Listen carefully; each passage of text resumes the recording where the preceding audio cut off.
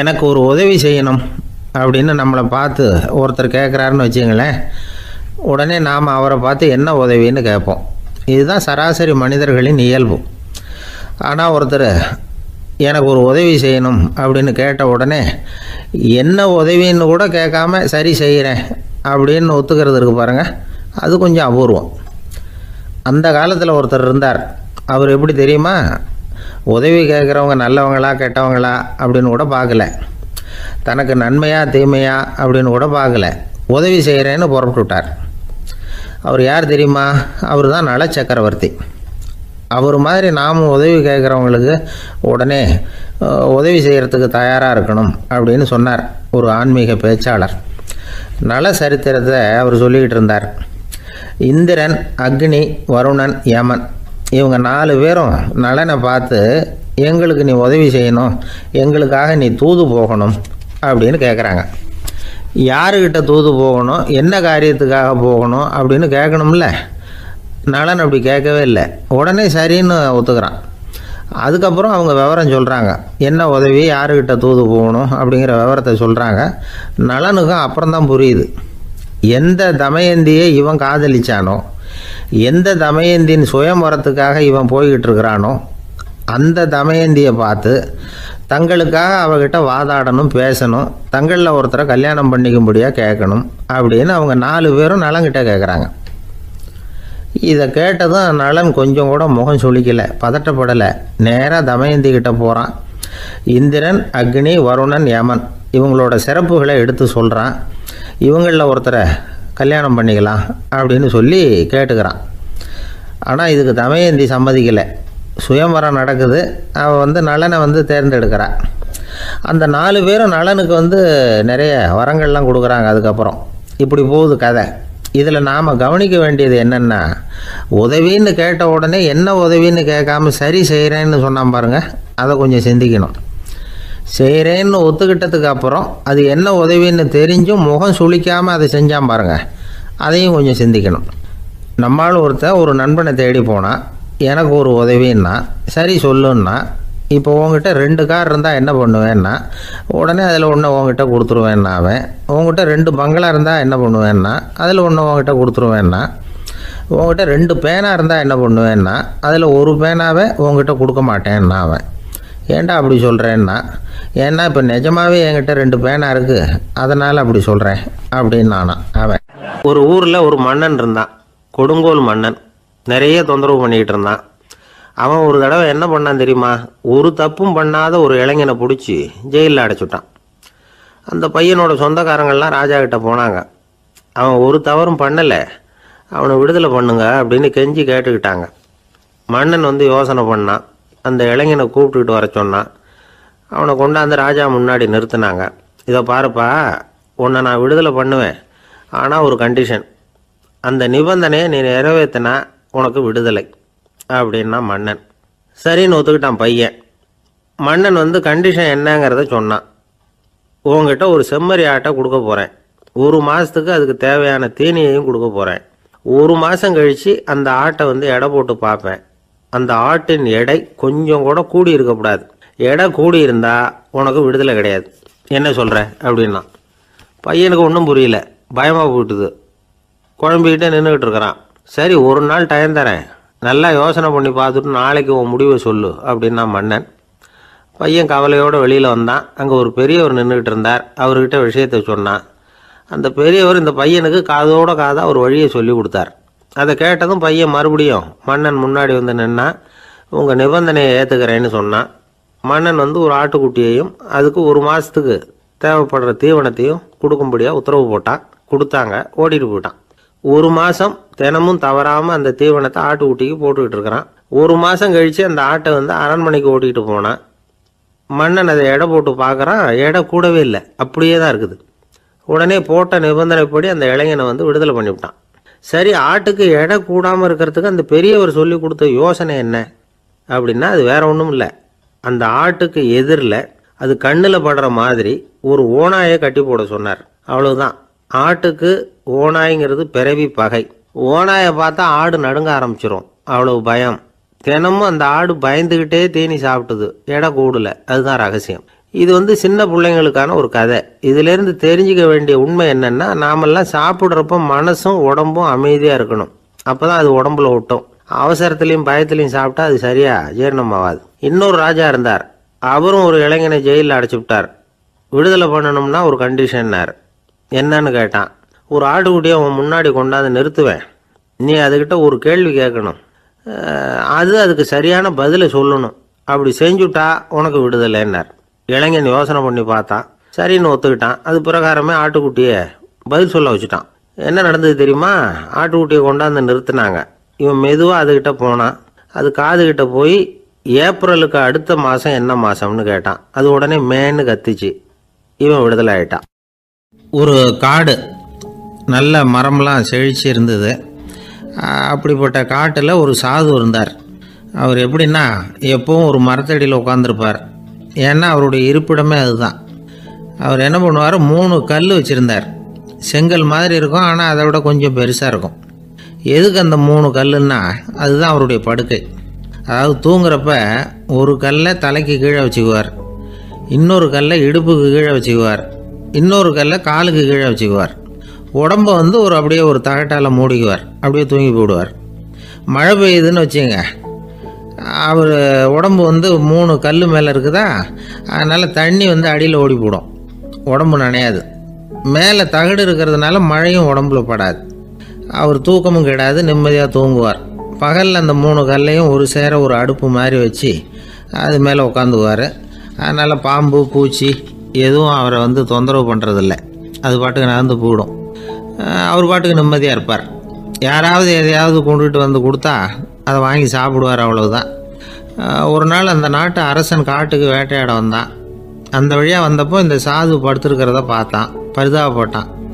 ஐயோ பாவம், இவர் இப்படி இந்த கல் மேலே உடம்பை வச்சுக்கிட்டு தூங்குறாரு, என்ன பாடுபடுவார். இவரை நாம் அரண்மனைக்கு அழைச்சிட்டு போய் சுகமாக நிம்மதியாக இருக்கிறதுக்கு வழி செஞ்சு கொடுப்போம், அது ரொம்ப நல்லாயிருக்கும் அப்படின்னு நினச்சான். அப்படி நினச்சிக்கிட்டே அரண்மனைக்கு வந்துட்டான். அதுக்கப்புறம் ஒரு பல்லக்கையும் 2 சேவகர்களையும் காட்டுக்கு அனுப்பி அந்த சாதுவை மெதுவாக இங்கே அழைச்சிட்டு வந்துடுங்க அப்படின்னு சொல்லி அனுப்பி வச்சான்.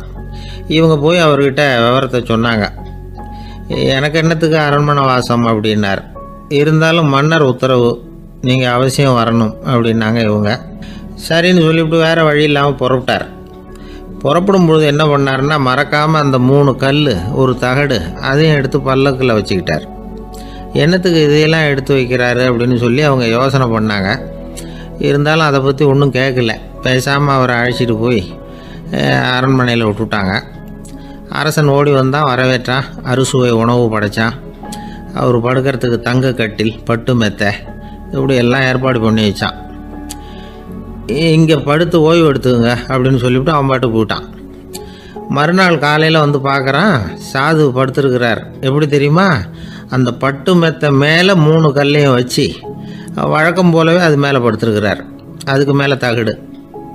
அரசன் பார்த்துட்டு அதிர்ச்சி ஆகிட்டான். என்ன சுவாமி இப்படி அப்படின்னா, சாது சொன்னார், எனக்கு தேவையும் இல்லை குறையும் இல்லை, எல்லா இடத்துலையும் எனக்கு ஒரே மகிழ்ச்சி தான் அப்படின்னார்.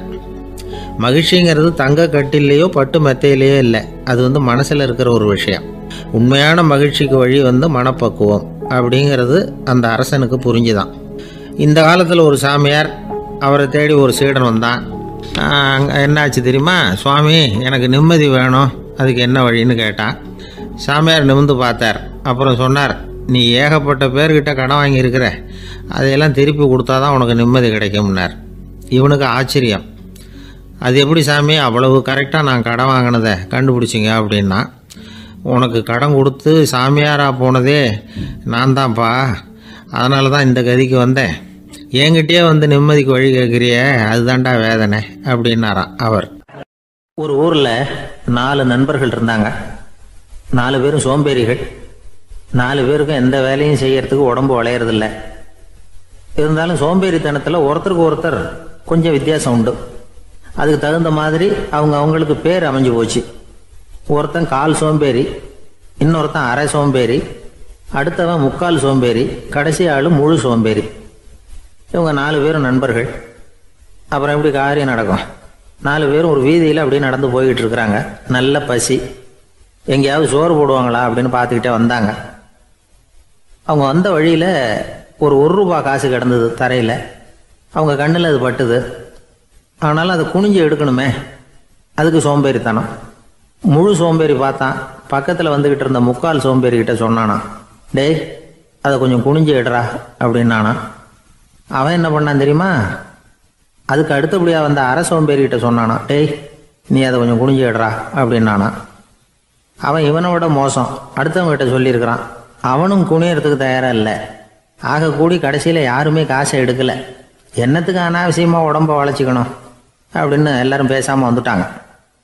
அவங்க பாட்டுக்கு நடந்து வந்துக்கிட்டே இருக்கிறாங்க. எதிரில் ஒருத்தன் வாழைப்பழத்தை வண்டியில் வச்சு தள்ளிக்கிட்டே வந்தான். ரூபாய்க்கு 4 பழம்னு கூவி விற்றுக்கிட்டே வர்றான்.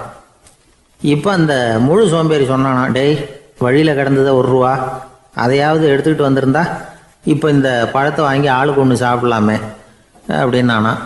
ஆமாம் சாப்பிட்ருக்கலாமே அப்படின்னாங்களாம் மற்றவங்களும். ஆனாலும் திரும்பி போய் அதை எடுக்கணும்னு யாருக்கும் தோணலை. பேசாமல் சோர்ந்து போய் நடந்து வந்தாங்களாம். இருட்டி போச்சு. வழியில் ஒரு கோவில். சரி இங்கேயே படுத்து தூங்குவோம் அப்படின்னா ஒருத்தன். அதுதான் சரின்னாங்க மற்றவங்களும். அப்படியே மண்டபத்தில் படுத்துட்டாங்க. கோவில் அர்ச்சகர் வேலையெல்லாம் முடிச்சு விட்டு வெளியில் வந்திருக்காரு. இவங்கள பார்த்தாராம். ஏன் இப்படி சோர்ந்து போய் கிடக்குறீங்க அப்படின்னு விசாரிச்சிருக்காரு. 2 நாளாச்சுங்க நாங்கள் சாப்பிட்டு அப்படின்னாங்களாம். அவர் உடனே ஐயோ பாவம் அப்படின்னு சொல்லி பானை, விறகு, அரிசி, தண்ணி எல்லாம் கொடுத்து நீங்களே சமையல் பண்ணி சாப்பிட்டுக்குங்க அப்படின்னு சொல்லிவிட்டு போயிட்டார். இந்த 4 பேருக்கும் சமையல் பண்ணி சாப்பிட்ணும்னு ஆசையாக தான் இருந்தது. ஆனால் அடுப்பு பற்ற வைக்கணுமே, அதுக்கு தீப்பெட்டி வேணுமே. தீப்பெட்டி இல்லை. இப்போ முழு சோம்பேறி ஆரம்பித்தான். அடுத்தவனை பார்த்து, டேய் கடைக்கு போய் ஒரு தீப்பெட்டி வாங்கிட்டு வாங்க அப்படின்னு நானா. அவன் வழக்கம் போல் அடுத்தவங்ககிட்ட சொல்லியிருக்கான். அவன் அதுக்கு அடுத்தவங்ககிட்ட சொல்லியிருக்கிறான். கடைசியாக கால் சோம்பேறிக்கிட்ட வந்து சேர்ந்தது. அவனும் அது நம்மால் முடியாது அப்படின்னு பேசாமல் இருந்துட்டான். இப்போ தீப்பெட்டி வேணுமே, அதுக்கு என்ன பண்ணுறது? அவங்களுக்குள்ளே பேசி ஒரு முடிவுக்கு வந்தாங்களாம். அதாவது யார் முதல்ல வாயை திறந்து பேசுகிறாங்களோ அவங்க தான் தீப்பெட்டி வாங்கிறதுக்கு போகணும் அப்படின்னு. அவ்வளவுதான். உடனே 4 பேரும் வாயை கெட்டியாக மூடிக்கிட்டு படுத்துக்கிட்டாங்க. அவங்க சமையல் பண்ணி சாப்பிட்டாங்களா என்ன அப்படிங்கிறது அர்ச்சகருக்கு தெரியல. சரி பார்த்துட்டு வரலாமேன்னு வந்தார். வந்து பார்க்குறாரு, இவங்க 4 பேரும் அசையாமல் படுத்து கிடக்குறாங்க. அர்ச்சகர் பயந்துட்டார். ஒருவேளை பசி தாங்காமல் செத்து போட்டாங்களோ அப்படிங்கிற பயம், அல்லது நாம் கொடுத்த உணவுப் பொருளில் ஏதாவது விஷம் கலந்துருக்குமோ அப்படின்னும் பயந்தார்.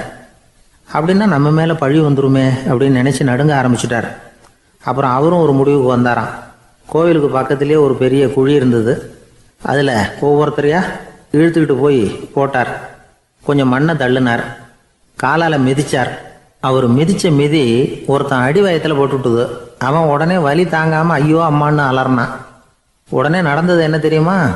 மற்ற 3 பேரும் துள்ளி எழுந்திரிச்சாங்களாம். அவனை பார்த்து நீ தாண்டா தீப்பெட்டி வாங்க போகணும், நீ தாண்டா வாங்க போகணும், நீ தான் சத்தம் போட்ட அப்படின்னு சொல்லி ஆரம்பிச்சிட்டாங்களாம். அர்ச்சகர் பார்த்தார். இது பேய் மாதிரி தெரியுதுன்னு நினச்சிக்கிட்டு ஒரே ஓட்டமாக ஓடி போட்டாரான். கிராமப்புறங்களில் இப்படி ஒரு கதையை சொல்கிறது உண்டு. சோம்பல்ங்கிறது நம்ம முன்னேற்றத்துக்கு பெரிய தடை அப்படிங்கிறத நாம் புரிஞ்சுக்கணும். அதுதான் இந்த கதை சொல்கிற நீதி. ஒரு பள்ளிக்கூடத்தில் ஒரு புதுமையான போட்டி நடந்துதான். அதாவது சோம்பேறித்தனத்துக்கு பரிசு. அதில் 2வது பரிசு யாருக்குன்னு அறிவித்தாங்க. ஒரு பையன் எழுந்திரிச்சு மெதுவாக நடந்து போய் பரிசை வாங்கிட்டான். அடுத்தது முதல் பரிசு யாருக்கு அப்படின்னு அறிவிச்சாங்களாம். அவன் கடைசி வரிசையிலேருந்து கத்தனானா, ஐயா அதையும் அந்த பையன் மூலமாகவே கொடுத்து அனுப்பி வச்சுருங்க, இங்கே வந்தது நான் வாங்கிக்கிறேன் அப்படின்னானா. காஞ்சிபுரத்தில் பல்லவ ராஜா ஒரு கோவில் கட்டினார், கைலாசநாதர் கோவில். அதுக்கு கும்பாபிஷேகம் பண்ணுறதுக்கு ஒரு நாள் குறிப்பிட்டு அதுக்கு வேண்டிய ஏற்பாடுகள்லாம் பண்ணினார். முதல் காரியமாக கடவுளை வேண்டிக்கிட்டார். நீங்கள் இந்த கும்பாபிஷேகத்துக்கு நேரில் வந்து கலந்துக்கணும்னார். கடவுள் அந்த ராஜா கனவுல வந்தார். நீ கும்பாபிஷேகம் வச்சிருக்கிற அதே நாளில் அதே நேரத்தில் எனக்கு இன்னொரு ஊரில் ஒரு கும்பாபிஷேகம் இருக்குது, அதுக்கு போக வேண்டியிருக்கு. அதாவது திருநின்ற ஊரில் என்னுடைய பக்தர் ஒருத்தர், அவரும் ஒரு கோயில் கட்டி கும்பாபிஷேகம் செய்கிறார். நான் அதுக்கு போக வேண்டியிருக்கு, அதனால் உன்னுடைய தேதியை நீ மாற்றி வச்சுக்கோ அப்படின்னார். கடவுள் தான் எங்கேயும் இருக்கிறவராச்சே, அவர் நினச்சா 2 இடத்துலையும் இருந்து கோயில் கும்பாபிஷேகத்தை நடத்த முடியாதா? ஏன் அப்படி செய்யலை? அது ஒரு முக்கியமான காரணத்துக்காக தான். திருநின்ற ஊரில் இருந்த பூசலாருங்கிற அந்த அடியாரின் பெருமையை இந்த உலகத்துக்கு எடுத்து காட்டணுங்கிறதுக்காகத்தான் கடவுள் அந்த ராஜா கிட்ட அப்படி சொன்னார். சரி, அந்த அடியார் அப்படி என்ன தான் பெருசாக கோயில் கட்டி விட்டார்? ராஜா கட்டின கோயிலை விட பெருசா? அவர் கட்டினது கருங்கல்லாலேயோ மண்ணாலேயோ மரத்தாலேயோ இல்லை. அவர் கட்டின கோயில் வேறு மாதிரி. அது மனசால் கட்டின கோயில், மனசுக்குள்ளே இருக்கிற கோவில், மனக்கோவில். அந்த அடியார் தன்னோட மனசுக்குள்ளே மாதக்கணக்காக ஒவ்வொரு கல்லாக சேர்த்து கட்டின கோவில். இந்த விஷயம் ராஜாவுக்கு தெரியாது. அவர் என்ன நினச்சிட்டாரு, அது நாம் கட்டின கற்கோயிலை விட ரொம்ப பெருசாக இருக்கும் போல இருக்கு அப்படின்னு நினச்சிட்டார். சரி, அப்பேற்பட்ட அந்த கோயிலை தரிசனம் பண்ணிவிட்டு வருவோம் அப்படின்னு நினச்சி ராஜா திருநின்ற ஊருக்கு போகிறார். அங்கே போய் பார்த்தா கோயிலையும் காணும், ஒன்றையும் காணும். கடைசியில் பூசலார் கட்டின மனக்கோவில் தான் அதுங்கிறத அவர் புரிஞ்சுக்கிறார். உடனே அந்த அடியாரின் காலில் விழுந்து வணங்குறார். அவரோ, இது மனசால முயன்ற கோவில், இதுக்கு இத்தனை பெருமையா அப்படின்னு ஆச்சரியப்படுறார். இதில் ஆச்சரியப்படுறதுக்கு ஒன்றும் இல்லை. ஆண்டவன் விரும்புறது அகபக்தியையே தவிர புற தோற்றங்களே அல்ல. இதை நாம் புரிஞ்சுக்கிட்டோம்னா நமக்குள்ள எந்த வேறுபாடுகளும் வர்றதுக்கு வழியே இல்லை. இன்னொரு ராஜா இருந்தார். அவர் ஆண்டவனுக்கு படைக்கிறதுக்காக ஒரு தார் நல்ல செவ்வாழைப்பழமாக எடுத்துக்கிட்டு போகணும்னு நினச்சார். அதனால் நாளே அதை வாங்கிட்டு வர சொன்னார் வேலைக்காரங்கிட்ட. வேலைக்காரன் போனால் கடைத்தெருவில் ஒரு தார் பழம் வாங்கினான். வர்ற வழியில் அவன் குடிசை. அப்படியே எட்டி பார்த்துட்டு போவோமேன்னு நினச்சான். போனான். அங்கே இவனோட குழந்தை பாவம் பசியால் கத்திக்கிட்டு இருக்கு. இவன் பார்த்தான், இவ்வளவு பெரிய தாரில் ஒரு 2 பழம் எடுத்தா தெரியவா போகுது அப்படின்னு நினச்சி ஒரு 2 பழத்தை பிச்சு அந்த குழந்தைகிட்ட கொடுத்தான். அதை வாங்கி வயிறார சாப்பிட்டுது. பசி அடங்குச்சு, விளையாட போயிட்டுது. இவன் அதுக்கப்புறம் வாழைப்பழத்தை எடுத்துக்கிட்டு அரண்மனைக்கு வந்தான். 2 பழம் பிச்சிருக்கிறது ராஜாவுக்கு தெரிஞ்சு போச்சு. இவன் உண்மையை சொல்லிவிட்டான். உடனே ராஜா, கடவுளுக்கு படைக்க வேண்டிய பொருளை குழந்தை எச்சில் பண்ண விட்டுருக்கியே அப்படின்னு சொல்லி அவனை கட்டி வச்சு சாட்டையால் அடித்தார். பாவம். மறுநாள் பழத்தை கோயிலுக்கு எடுத்துகிட்டு போனார். கடவுள் முன்னாடி வச்சார். கடவுள் கண்ணை திறந்து பார்த்தார். பழம்லாம் அழுகி இருக்குது.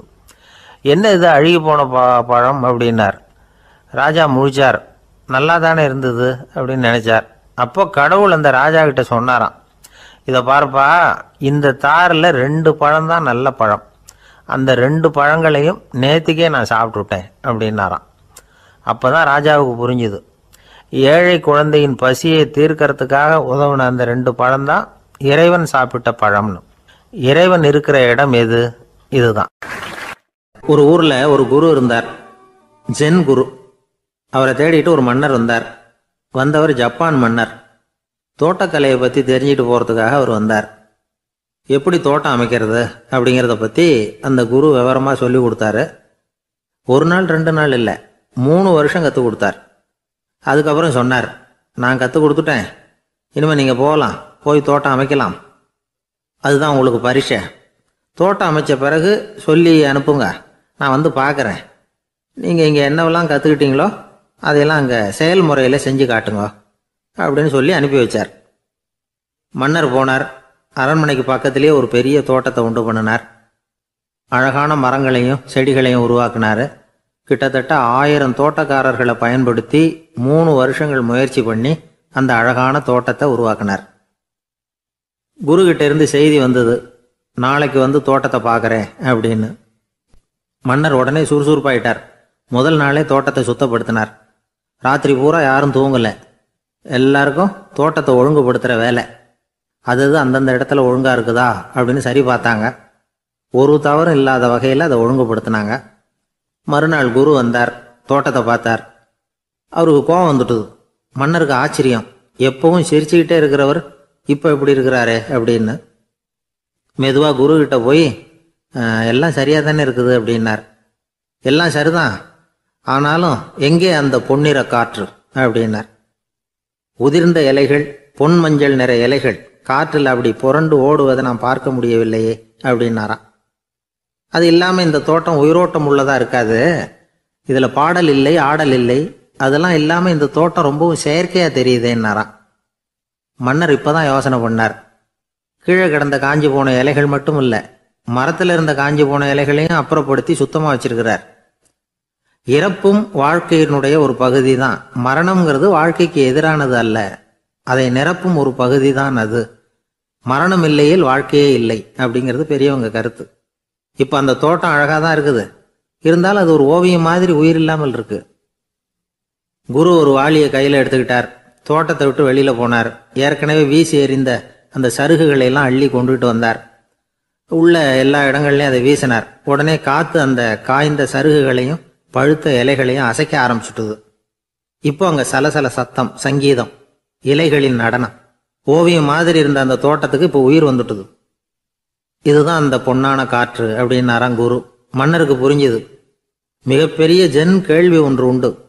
உம்மான் அப்படிங்கிற ஒரு பெரிய குருவை பார்த்து துறவி ஒருத்தர் கேட்டாராம், இலைகள் எல்லாம் கீழே விழுந்து மரங்கள் மொட்டையாக இருக்கும் பொழுது என்ன நடக்கும்? இதுதான் கேள்வி. இதுக்கு உம்மான் சொன்ன பதில் பொன்னான காற்று, தி கோல்டன் விண்ட் அப்படின்னாராம். இதுக்கு என்ன விளக்கம்னா, உன்னுடைய எண்ணங்கள் எல்லாம் உன்னுடைய மனசிலிருந்து கீழே விழுந்து உனது உள்ளுணர்வானது மொட்டையாக நிற்கும் நிலைதான் அது. உனது வேர்களின் அருகில் காற்று வீசுகிறது. எல்லா எண்ணங்களும் உன்னிலிருந்து வெகு தூரத்துக்கு புரண்டு கொண்டே சென்று விடுகிறது. நீ அவற்றை கடந்து விட்டால் நீ அவைகளுக்கெல்லாம் மேலெழுந்து கீழே பார்ப்பவனைப் போல நிற்க ஆரம்பித்து விடுவாய்.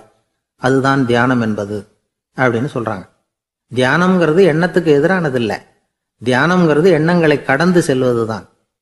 அதுக்கப்புறம் நாம் பொன்னிற காற்றில் ஆட ஆரம்பிச்சிருவோம். இதுதான் பெரியவர்கள் சொல்றது. என்கிட்ட ஒருத்தர் தோட்டம் அமைக்கணும்னு யோசனை கேட்டு வந்தார். எல்லாம் சொல்லி கொடுத்தேன். செடிகள்லாம் செழிப்பாக வளரணும்னா வேர் காயாமல் பார்த்துக்குங்க, தினமும் தண்ணி விடுங்க அப்படின்னு சொல்லி அனுப்பி வச்சேன். ஒரு மாதம் கழிச்சு அவர் தோட்டத்தை பார்க்கறதுக்காக போனேன். போய் பார்த்தா எல்லா செடியும் வாடி கிடக்குது. என்னங்க இப்படி பண்ணிவிட்டீங்கன்னு. நீங்கள் சொன்னபடி தான் செஞ்சேன்னார். என்ன செஞ்சீங்கன்னு கேட்டேன். வேர் காயாமல் பார்த்துக்க சொன்னீங்க, தினமும் ஒரு தடவை எல்லா செடியையும் ஒவ்வொன்றா பிடுங்கி பார்த்து வேர் காயாமல் இருக்கா அப்படின்னு பார்த்துட்டு அதுக்கப்புறம் தண்ணி பாய்ச்சனே, அவ்வளவுதான் அப்படின்னார். ஒரு ஊரில் ஒரு புகழ்பெற்ற பத்திரிகையாளர் இருந்தார். அவர் ஒரு நாள் திடீர்னு இறந்து போயிட்டார். அதுக்கப்புறம் நேராக சொர்க்கத்துக்கு போனார். சொர்க்கத்தின் வாசலில் நின்றுக்கிட்டு இருந்த ஒருத்தர் அவரை தடுத்தார். இதை பாரு, ஏற்கனவே இங்கே 12 பத்திரிகையாளர்கள் இருக்கிறாங்க, அவங்களுக்கு இங்கே வேலை இல்லை. அதுக்கு என்ன காரணம்னா, சொர்க்கத்தில் திடுக்கிடும் செய்திகள்லாம் ஒன்றும் கிடையாது. அப்படி என்ன இருக்க போகுது? இங்கே எல்லாம் அது ஒழுங்காக நடந்துக்கிட்டு இருக்கோம். எல்லாம் ஒழுங்காக நடந்தால் பத்திரிகைகளுக்கு சுவாரஸ்யமான கொலை, கொள்ளை, தீ வைப்பு இது மாதிரி எதுவும் இங்கே இல்லை. ஏற்கனவே இங்கே இருக்கிறவங்க எல்லாரும் மரத்தடியில் உட்காந்துக்கிட்டு தியானம் பண்ணிகிட்டு இருக்கிறாங்க. அந்த ஒரே செய்தி தான் தினமும் இங்கே வந்துக்கிட்டு இருக்குது. அதை படிக்கிறதுக்கே இங்கே ஆள் கிடையாது. அதனால் நான் என்ன சொல்கிறேன்னா, நீ பேசாமல் நரகத்துக்கே போயிடு. அங்கே எவ்வளவோ நிகழ்ச்சிகள் நடந்துக்கிட்டு இருக்கு. அங்கே தான் அதிகமான பத்திரிகையாளர்கள் தேவைப்படுறாங்க. அங்கே உனக்கு நிறைய வேலை இருக்கும். அதை செய்கிறதில்ல நீயும் மகிழ்ச்சியாக இருக்கலாம் அப்படின்னு சொன்னாராம். அங்கே அந்த சொர்க்கத்தின் வாசலில் நின்றுக்கிட்டு இருந்தவர். இந்த பத்திரிகையாளர் அங்கேயே நின்று கொஞ்சம் யோசனை பண்ணார். இவருக்கு சொர்க்கத்திலே இருக்கணும்னு தான் ஆசை. அதனால் மெதுவாக அவர்கிட்ட பேசினாராம். ஐயா, என்னை ஒரு 24 மணி நேரம் இங்கே உள்ளே இருக்கிறதுக்கு அனுமதி கொடுங்க. இங்கே இருக்கிற பல பத்திரிகையாளர்களை எனக்கு தெரியும். அவங்களில் சில பேரை சமாதானப்படுத்தி மெதுவாக பேசி நரகத்துக்கு அனுப்பி வச்சுட்றேன். நான் இங்கே இருந்துக்கிறேன். உங்கள் கணக்குப்படி 12 பேருக்கு மேலே இங்கே தாண்டாது, அப்படி பார்த்துக்கிறேன் அப்படின்னாராம். அவரும் யோசனை பண்ணி பார்த்துட்டு, சரி அப்படியே உனக்கு அனுமதி கொடுக்குறேன், ஆனால் ஒரு விஷயம், 24 மணி நேரம் தான் அனுமதி, அதுக்குள்ளே எல்லாம் நடக்கணும் அப்படின்ட்டுருக்கார். சரின்னு சொல்லிவிட்டு இந்த பத்திரிகையாளர் உள்ளே போனார். யோசனை பண்ணார். திட்டம் போட்டு ஒரு பொருளையை கிளப்பி விட்டார். சக பத்திரிகையாளர்கள் எல்லாம் கூப்பிட்டு சொன்னாராம், இந்த பாருங்க, நரகத்தில் ஒரு பெரிய தினசரி பேப்பரை கொண்டுகிட்டு வர்றதுக்காக திட்டம் போட்டுக்கிட்டு இருக்காங்க. அதுக்கு பல அதிகாரிகள் தேவைப்படுறாங்க. நிறைய சம்பளம் கிடைக்கும். யார் யாரெல்லாம் நரகத்துக்கு போக ஆசைப்படுறாங்களோ அவங்கெல்லாம் போகலாம் அப்படின்னு ஒரு பொருளையை கிளப்பி விட்டார். 24 மணி நேரம் கழித்து வாசல் பக்கம் போனார். அங்கே இருந்தவர்கிட்ட எத்தனை பேர் வெளியேறினாங்கன்னு விசாரிச்சாராம். அப்போ அவர் இவரை, நீ வெளியே போகக்கூடாது, முதல்ல உள்ளே தான் இருக்கணும் அப்படின்னு தடுத்தாராம். அப்புறம் சொன்னாராம், நீ சொன்ன செய்தியை கேட்டதும் இங்கே இருந்த எல்லா பத்திரிகையாளர்களுமே நரகத்துக்கு போயிட்டாங்கப்பா, உள்ளே யாருமே இல்லை, அதனால் நீ உள்ளே இருக்கலாம் அப்படின்னாராம். இதை கேட்டதும் இந்த பத்திரிகையாளரே குழம்பி போயிட்டார். ஒருவேளை உண்மையிலேயே நரகத்தில் புதுசாக பத்திரிகை ஏதாவது ஆரம்பிக்க போகிறாங்களோ அப்படின்னு அவரே நினைக்க ஆரம்பிச்சிட்டாராம். அப்புறம் சொன்னாராம், ஐயா என்னை விட்டுருங்க, நான் நரகத்துக்கே போயிடுறேன், அங்கே ஏதோ விசேஷம் இருக்கணும் அப்படின்னாராம். இல்லைன்னா இத்தனை பேரும் ஒட்டு மொத்தமாக அங்கே போகிறதுக்கு சான்ஸே இல்லை, என்னை தடுக்காதீங்கன்னு கெஞ்ச ஆரம்பிச்சிட்டாராம். மற்றவங்க நம்பணுங்கிறதுக்காக ஒரு பொருளையை கிளப்பி விட்டார். கடைசியில் தானே அந்த பொருளைக்கு ஆளாயிட்டார். அதாவது பிறரை ஏமாற்றிய அவரது மனம் கடைசியில் அவரையே ஏமாற்ற ஆரம்பிச்சுட்டு பாருங்க. நீங்கள் இப்படி அடுத்தவங்களை ஏமாத்துறதுக்கு உங்கள் மனசை பழக்கப்படுத்துறீங்க, ஆனால் கடைசியில் அதனால் நீங்களே ஏமாற்றப்படுகிறீர்கள் அப்படிங்கிறது பெரியவர்களுடைய புத்திமதி. அதனால் உங்கள் மனசுக்கிட்ட ரொம்ப எச்சரிக்கையாக இருங்கோ அப்படிங்கிறாங்க. நம்ம ஆளுங்க அங்கே போய் என்ன சொல்லுவாங்கன்னா, இந்த பாரு அங்கே போகாத இங்கே போகாதன்னு பயமுறுத்துறது உண்டு. சில பேர் அங்கே பேய் இருக்குது, பிசாசு இருக்குது அப்படின்னு பொருளையை கிளப்பி விடுறது உண்டு. இருட்டு நேரம் காட்டு வழியாக ஒருத்தன் போய்கிட்டு இருக்கிறான், அங்கே பேய் பிசாசு நடமாட்டம் இருக்கிறதாக வதந்தி. இவன் பயந்துக்கிட்டே வேகமாக போகிறான். காடு முடிஞ்சு மெயின் ரோட்டுக்கு வந்து சேர்ந்தான். அப்பாடா, ஒரு பஸ்ஸு நின்றுக்கிட்டு இருக்கு தனியாக, இருட்டில் லேசாக தெரிஞ்சுது. ஓடி போய் ஏறி உள்ளே உட்காந்துக்கிட்டான். பயந்துக்கிட்டே போனவன் அப்புறம் தான் தெரியுது உள்ளே யாருமே இல்லை, டிரைவரும் இல்லை, கண்டக்டரும் இல்லை, வேற யாரும் இல்லை. இவனுக்கு பேய் பயம் அதிகமாக போட்டுது. ஏன்னா நடு ராத்திரி இந்த நேரம் பார்த்து அந்த பஸ்ஸு தானே நகர ஆரம்பிச்சுதான். இவனுக்கு இன்னும் பயம் அதிகமாக போட்டுது. ஏன்னா டிரைவர் சீட்டு காலியாக இருக்குது, பஸ்ஸு நகருது. இவன் உடம்பு பூரா நடுங்க ஆரம்பிச்சுட்டுது. வீல்னு கத்தலாமான்னு பார்த்தான். அந்த நேரம் பார்த்து அவன் தோளில் ஒரு கை விழுந்துதான். திடுக்கிட்டு திரும்பி பார்த்துருக்குறான். அங்கே டிரைவர் நிற்கிறார். அவர் சொன்னாராம், ஏன்பா ஏற்கனவே பஸ்ஸு பிரேக் டவுன், நாங்கள்லாம் பின்னாடி இறங்கி நின்று தள்ளிட்டு இருக்கிறோம், நீ மட்டும் ஜாலியாக ஏறி உக்காந்துக்கிட்டியா, இறங்கி வந்து தள்ளப்பா அப்படின்னாராம். ஒரு ஜென் துறவி, அவருக்கு ரொம்ப வயசாயிட்டுது, கடைசி காலம். நண்பர்களெல்லாம் கூப்பிட்டார். நண்பர்களே, நான் வித்தியாசமான முறையில் சாகணும்னு ஆசைப்படுறேன், அதுக்கு ஏதாவது யோசனை சொல்லுங்களேன் அப்படின்னு கேட்டாராம். நண்பர்கள் சிரித்தாங்க. என்ன பேச்சு பேசுகிறீங்க, சாவறதுங்கிறது என்ன விளையாட்டு கத்தனமான காரியமா அப்படின்னு கேட்டிருக்காங்க. அந்த துறவி கொஞ்ச நேரம் யோசனை பண்ணார். அப்புறம் கேட்டாராம், இது வரைக்கும் யாராவது நடந்துக்கிட்டே இறந்துருக்குறாங்களா அப்படின்னாராம். எல்லாரும் இல்லைன்னாங்களாம். ஒருத்தர் மட்டும் சொல்லியிருக்கார், அப்படியும் ஒருத்தர் இறந்துருக்கிறதாக ஒரு கதையில் படிச்சிருக்கிறேன், ஒரு ஞானியால் தான் அப்படியெல்லாம் செய்ய முடியும் அப்படின்னு அவர் சொன்னாராம். சரி, அப்படின்னா அந்த முறை நமக்கு வேணாம், நின்றுக்கிட்டே யாராவது உயிரை விட்டுருக்காங்களா அப்படின்னு விசாரிச்சாராம். அப்படியும் ஒருத்தர் இறந்துருக்கிறார் அப்படின்னாங்களாம். மறுபடியும் அந்த துறவி யோசனை பண்ணியிருக்கிறார். ஏதாவது வித்தியாசமான முறையில் நாம் போகணும் அப்படிங்கிறது அவருடைய விருப்பம். மனிதன் எப்படி வாழ்கிறானோ அப்படி இறப்பது தான் நல்லது. சரி, யாராவது தலைகீழாக யோகம் செய்யும் நிலையில் இறந்துருக்கிறாங்களா அப்படின்னு விசாரித்தாராம். நண்பர்கள் சிரித்தாங்க. தலைகீழாக நின்னபடி இறந்ததாக நாங்கள் கேள்விப்பட்டதே இல்லை, அது முடியாத காரியம் அப்படின்னு இருக்காங்க. இப்போ அந்த துறவிக்கு திடீர்னு உற்சாகம் வந்துட்டுது. உடனே எழுந்திரிச்சார், தலைகீழாக நின்னார், அப்படியே உயிரை விட்டுட்டார். அவ்வளோதான். அந்த மடாலயத்தில் ஒரே குழப்பம், எப்படி அவரை கீழே இறக்கி படுக்க வைக்கிறது அப்படின்னு புரியல. இப்படி உயிர் விடுறதை பற்றி அவங்க இது வரைக்கும் கேள்விப்பட்டதும் இல்லை. உண்மையிலேயே இவர் இறந்து தான் போனாராங்கிறதும் தெரியல. சோதித்து பார்த்தாங்க. இதய துடிப்பு, நாடி துடிப்பு எல்லாம் நின்று போயிருந்தது. இவர் எப்பவும் இப்படி தான், என்ன பண்ணுறது இப்போது அப்படின்னு சொல்லி எல்லாரும் குழம்பிக்கிட்டு இருக்கிற சமயத்தில் ஒரு பெரியவர் யோசனை சொன்னார். இந்த துறவியோட மூத்த சகோதரி பக்கத்து மடாலயத்தில் இருக்கிறாங்க, அவங்கள இங்கே அழைச்சிட்டு வந்தால் ஏதாவது வழி கிடைக்கும் அப்படின்னார். அந்த அம்மாவுக்கு 90 வயசு. அழைச்சிட்டு வந்தாங்க. ஒரு குச்சியை ஊன்றிக்கிட்டு அப்படியே மெதுவாக நடந்து வந்தாங்க. தம்பி, தலைகீழாக நின்று உயிர் விட்டு இறக்கிறத பார்த்தாங்க. தம்பின்னு கூப்பிட்டு பார்த்தாங்க, ஒன்றும் காணோம். உடனே என்ன பண்ணாங்க, தன்னுடைய கைத்தடியால் தம்பியோட உடலை ஒரு தட்டு தட்டினாங்க.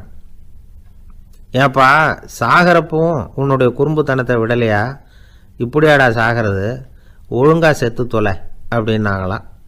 அவ்வளவுதான். உடனே அந்த துறவி திரும்பி நேராக நின்னார். அக்கா, கோவப்படாத, நான் ஒழுங்காக சாகிறேன், எப்படி செத்தா என்ன, எல்லாம் எனக்கு ஒன்று தான் அப்படின்னு சொல்லிவிட்டு அப்படியே தரையில் படுத்து உயிரை விட்டாராம். அதுக்கப்புறம் அந்த அம்மா கோலை கையில் எடுத்துக்கிட்டு அப்படியே திரும்பி கூட பார்க்காம அவங்க பாட்டுக்கு போயிட்டாங்களாம். மரணத்தை ஒரு விளையாட்டாக ஆக்கிய அந்த துறவிக்கு வாழ்க்கையே ஒரு விளையாட்டாக தான் இருந்திருக்குது. எந்த நோக்கமும் இல்லாமல் செயல்படுறதுன்னா என்னங்கிறதும் அவருக்கு தெரிஞ்சிருக்குது. பயனை எதிர்பார்க்காம பணி செய்து வாழ்ந்து மறைந்த மகான் அவர். தம்முடைய தொழிலை விளையாட்டு போல செய்ய தெரிஞ்சவருக்கு வாழ்க்கையே ஒரு விளையாட்டாக மாறிடும்.